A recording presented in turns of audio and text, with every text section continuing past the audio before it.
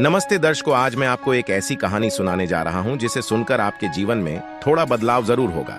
इसमें सैम नाम का एक भिखारी है और एक अमीर व्यापारी मिस्टर हैरिस। तो चलिए शुरू करते हैं।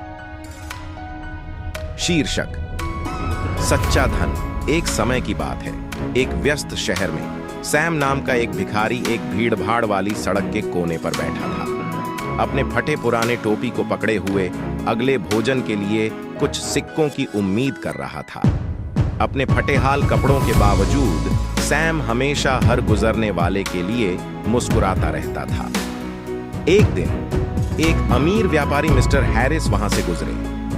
वे एक शानदार सूट में थे, लेकिन उनके चेहरे पर तनाव और असंतोष के निशान थे। जब वे सैम के पास से गुजरे तो उन्हें रुकने का अजीब सा एहसास हुआ। मिस्टर हैरिस ने कहा, तुम क्यों मुस्कुरा रहे हो भिखारी? तुम्हारे पास कुछ भी नहीं है। इस पर सैम ने आदरपूर्वक से कहा, नमस्ते साहब, मेरे पास बहुत कुछ है जिसके लिए मैं शुक्रगुजार हूं। सूरज चमक रहा है और मैं इसे देखने के लिए जिंदा हूं। मिस्टर हैरिस ने पूछा, यह एक अजीब बात है, जब तुम्हारे पास न पैसे हैं न घर, तुम खुश कैसे हो सकते हो? फिर सैम ने कहा, खुशी साहब धन से नहीं आती, यह मन की स्थिति है। मैं अपने पास जो है उससे खुश रहने का चुनाव करता हूं। इसको सुन के सोच में डूबे मिस्टर हैरिस ने सैम की संतोष को समझने की कोशिश करते हुए भौहें चढ़ाई। मिस्टर हैरिस ने कहा, मेरे पास सब कुछ है जो पैसे खरीद सकते हैं, फिर भी मैं खुश नहीं हूं। यह कैसे संभव है?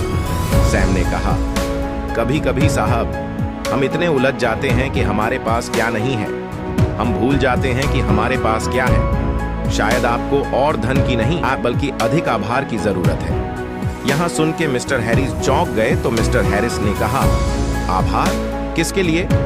इस पर सैम ने कहा, छोटी छोटी चीजों के लिए साहब। आपका स्वास्थ्य, आपके जीवन में जो लोग आपकी परवाह करते हैं, आपके पास जो अवसर हैं, जब आप इन्हें आशीर्वाद के रूप में देखना शुरू करते हैं तो खुशी आती है।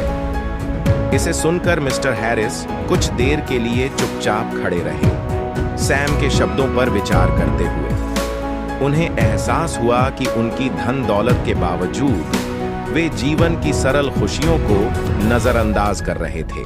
मिस्टर हैरिस ने बोला, शायद तुम सही हो, मैं जो नहीं है उस पर इतना ध्यान दे रहा था कि मैंने जो है उसे भूल गया। तुम्हारा धन्यवाद मुझे याद दिलाने के लिए। इस पर सैम ने पूरे विश्वास से कहा, कभी भी साहब, याद रखिए, सच्चा धन इस बात से नहीं मापा जाता कि आपके पास क्या है, बल्कि इस बात से मापा जाता है कि आप उसकी कितनी कद्र करते हैं।